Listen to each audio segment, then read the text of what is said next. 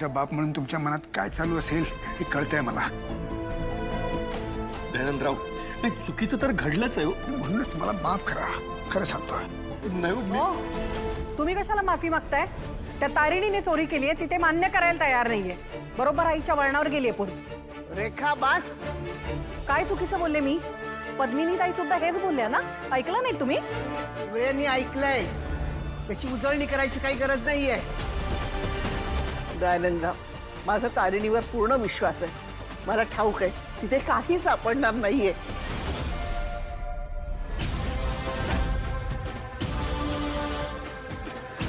काकू हा? काय नाही, नीट हळुवारपणे बघा. म्हणजे बघते.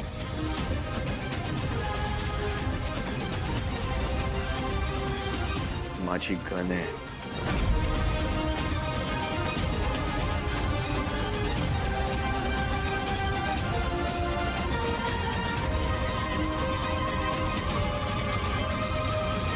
खाली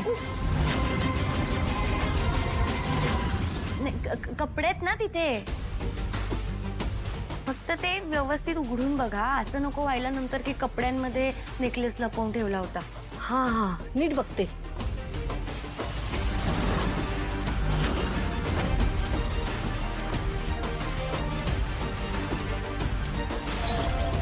ईशा, अगं ती फ्रेम आहे. माहितीये मला, माझ्याच घरातली आहे. हो माहितीये. दयानंदराव, नाही म्हणजे मी जरा स्पष्टच विचारतो, राग मानू नका. पण तारेण आणि केदारनं लग्न केलं हे तुमच्या घरच्या लोकांना तितकंच आवडलं दिसत नाहीये.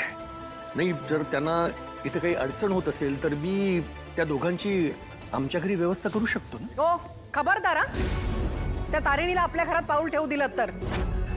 आधीच पळून जाऊन लग्न केल्यामुळे चार चौघात अपमान झालाय आपला. आणि इथे व्याह्यांच्या घरी चोरी करून आपला नाक कापलाय तिने. तारिणीला बेलसरेंच्या घराची दारं कायमची बंद. रेखा, इकडे दागिना नाहीये. प्लीज आपण बाहेर जाऊया. चल. तिथे तिथे पाहिलंच नाही ना आपण.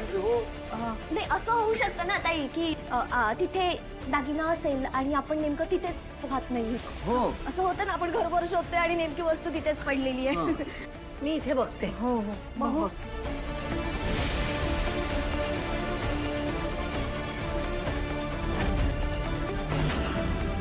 आहे इथे असेल ना तिथेच कुठेतरी दिसतंय का बघा. अगं नाहीये ग. अहो काकू, काकू बघा ना, तिथे असेल बघा खाली. तिथे ये बघ इकडे बघ.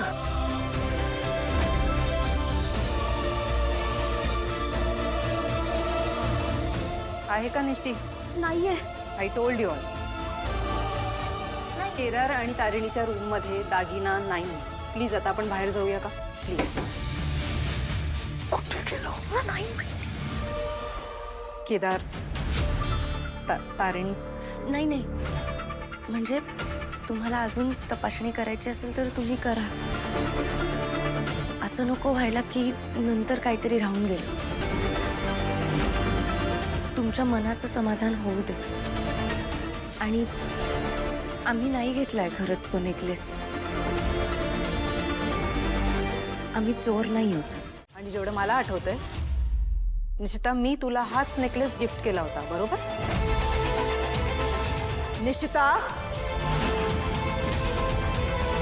हा नेकलेस तुझ्या कपाटात कसा आला?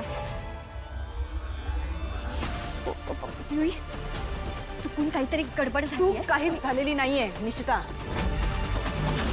तुझ्या कपाटात कपड्यांमध्ये व्यवस्थित हा नेकलेस ठेवला होता.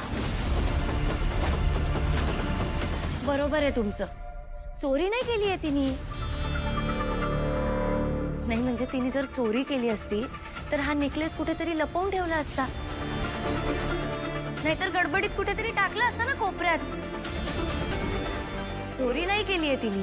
हो, मी चोरलेला नाहीच आहे तो. तेच तर. तिने तो घेतला आणि व्यवस्थित तिच्या कपाटामध्ये कपड्यांमध्ये लपवून ठेवला. बरोबर ना निशी? तारिणी तू? निशिता बोल. हा नेकलेस तुझ्या वॉर्डरोब मध्ये कसा आला? बोल. अगं आता कशी बोलशील तू? सत्याला आवाज नसतो ना.